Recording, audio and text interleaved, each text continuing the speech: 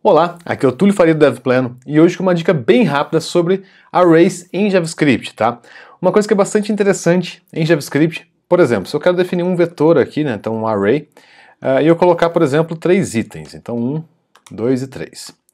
A gente sabe, né, se eu der um console.log, array na posição 0, eu vou conseguir enxergar aqui o meu primeiro item, né? Então se eu subir aqui, vou conseguir enxergar meu primeiro item.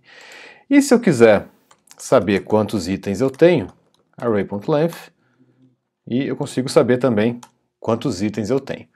O que é engraçado é o seguinte, na grande maioria das linguagens, o length do array, né, então o tamanho do array, é simplesmente somente leitura. Já no JavaScript ele não é. Então, por exemplo, se eu quiser fazer o seguinte, vamos tirar aqui, ao invés de deixar só a posição 0, vamos mostrar o array inteiro.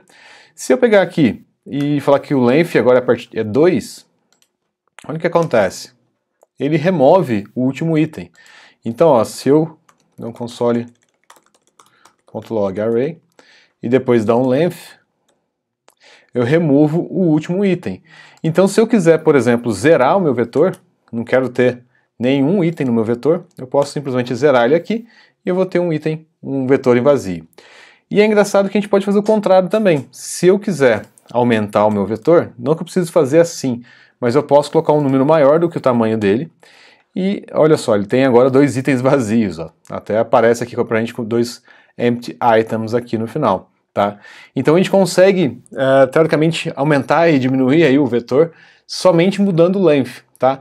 Eu acho mais interessante simplesmente usar ele para diminuir, tá? Ao invés de aumentar. Então se a gente precisa tirar o último item, é mais fácil utilizando o length, né? Então, como também a gente poderia utilizar o pop, que também tira do final, né? Mas eu poderia fazer, por exemplo, .length, -1, e aí eu removo só o último item. Tá? Então, se eu precisar remover só o último item, é uma forma bastante interessante também.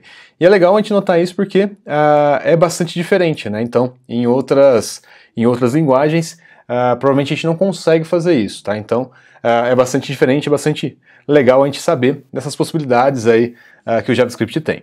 Bom, pessoal, essa é a dica que foi bem rapidinha aqui. Se você gostou desse vídeo, deixa de curtir, comentar, mandar para um amigo. Além disso, se você ainda não é inscrito no canal, se inscreva, clica no sininho para receber sempre nossas últimas notificações de vídeo aqui.